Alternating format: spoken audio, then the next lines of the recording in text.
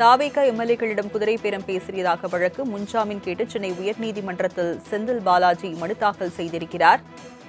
விவரங்களை செய்தியாளர் கிருஷ்ணாவிடம் தகவல்களை கேட்கலாம். கிருஷ்ணா, முன்னாள் அமைச்சர் செந்தில் பாலாஜி முன்ஜாமீன் கோரி மனு தாக்கல் செய்திருக்கிறார். இந்த மனு எப்போது விசாரணைக்கு எடுத்துக் கொள்ளப்பட இருக்கு? வணக்கம். தாவேகா எம்எல்ஏவிடம் குதிரை பேரம் பேசியதாக பதியப்பட்ட வழக்கில் தற்போது முன்னாள் அமைச்சர் செந்தில் பாலாஜி தரப்பில் சென்னை உயர்நீதிமன்றத்தில் முன்ஜாமீன் கோரி ஒரு மனுவானது தற்போது தாக்கல் செய்யப்பட்டிருக்கிறது.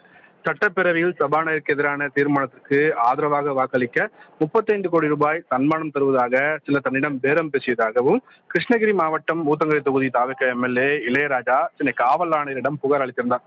இந்த புகாரின் அடிப்படையில் வழக்கு பதிவு செய்த திருவல்லிக்கேணி போலீசார் சென்னை அரும்பாக்கத்தைச் சேர்ந்த யூடியூபர் திருநாவுக்கரசு உள்ளிட்ட 8 பேரை கைது செய்திருக்கிறார்கள்.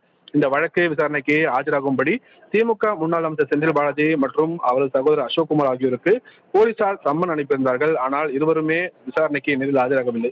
முன்னாள் அமைச்சர் செந்தில் பாலாஜியின் சகோதரர் அசோக்குமார் ஏற்கனவே முன்ஜாமீன் கோரி சென்னை உயர்நீதிமன்றத்தில் தாக்கல் செய்த மனு நாளை விசாரணைக்கு வர உள்ளது. இந்த நிலையில் முன்னாள் அமைச்சர் செந்தில் பாலாஜி முன்ஜாமீன் கோரி தற்போது சென்னை உயர்நீதிமன்றத்தில் மனு தாக்கல் செய்திருக்கிறார்.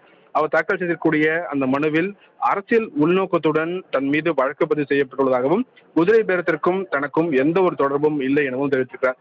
மேலும் வழக்கில் குற்றம் சாட்டப்படுவதாக சேர்க்கப்படவில்லை எனவும் இந்நிலையில் போலீசார் தன்னை கைது செய்யக்கூடும் என்பதால் தனக்கு முன்ஜாமீன் வழங்க வேண்டும் என்று அந்த முன்ஜாமீன் மனுவில் கோரிக்கையாக வைத்திருக்கிறார். இந்த மனு விரைவில் விசாரணைக்கு வரும் என்றும் எதிர்பார்க்கப்படுகிறது. நாளைய தினம் சகோதரர் தாக்கல் செய்யக்கூடிய முன்ஜாமீன் மனு நீதிபதி இளந்திரையன் முன்பாக விசாரணைக்காக வர உள்ளது. அப்போது இது தொடர்பான அறிவிப்பும் அன்றைய தினம் வரும் என்றும் எதிர்பார்க்கப்படுகிறது. ராஜலட்சுமி, விவரங்களை வழங்கியதற்கு நன்றி கிருஷ்ணா.